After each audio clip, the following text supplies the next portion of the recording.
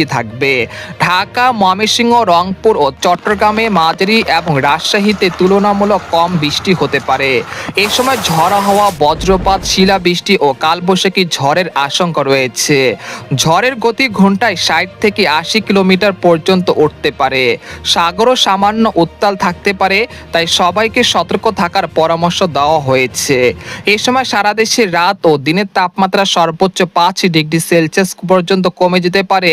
এর ফলে শীতলতম আবহাওয়া সৃষ্টি হতে পারে দেশের বিভিন্ন অঞ্চল জুড়ে। প্রিয় দর্শক, আমরা সরাসরি ইউরোপিয়ান মেঘমালার আপডেটে চলে আসলাম। তো এখান থেকে আপনারা দেখতে পাচ্ছেন যে সকালের দিকে খুলনা, বরিশাল, চট্টগ্রাম, ঢাকা বিভাগে বিভিন্ন জেলাতে বিক্ষিপ্ত আকারে বৃষ্টি এবং বজ্রসহ কালবৈশাখী ঝড় হতে পারে।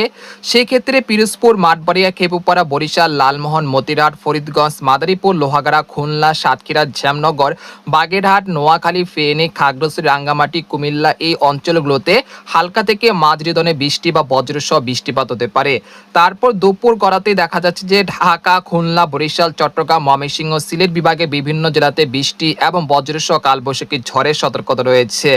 বিশেষ করে দুপুর ১টা থেকে বিকেল ৪টার মধ্যে দেখা যাচ্ছে বরিশাল, খেপুপাড়া, পটুয়াখালী, লালমোহন, সন্দ্বীপ, হাতিয়া, ফরিদপুর, মাদারীপুর, ঢাকা, মুন্সিগঞ্জ, নারায়ণগঞ্জ, কাপাসিয়া, কিশোরগঞ্জ, মাধান, ময়মনসিংহ, নেত্রকোনা, সিলেট বিভাগে বিভিন্ন জেলাতে বিক্ষিপ্ত আকারে বৃষ্টি এবং বজ্রসহ কালবৈশাখী ঝড় হতে পারে। সেই সাথে কয়েকটি জেলাতে শিলাবৃষ্টিও হতে পারে। এরপর সন্ধ্যার দিকে দেখা যাচ্ছে দেশের আবহাওয়া পরিস্থিতি স্বাভাবিক হয়ে আসতে শুরু করেছে। তারপর ৮ই এপ্রিল বুধবার দেখা যাচ্ছে সকাল থেকে সন্ধ্যার মধ্যে দেখা যাচ্ছে ঢাকা, রাজশাহী, রংপুর বিভাগের ২-১টি জেলাতে বৃষ্টি এবং বজ্রসহ কালবৈশাখী ঝড় এবং ভারী বৃষ্টিপাত হতে পারে। এরকম পরিস্থিতি আগামী ১০ এপ্রিল পর্যন্ত চলমান থাকতে পারে। তারপর ১১ এপ্রিলের পরে দেশের আবহাওয়া পরিস্থিতি স্বাভাবিক হয়ে আসতে পারে ইনশাল্লাহ। এই সময় সারা দেশে রাত ও দিনের তাপমাত্রা সর্বোচ্চ ২ থেকে ৩ ডিগ্রি সেলসিয়াস পর্যন্ত হ্রাস পেতে পারে।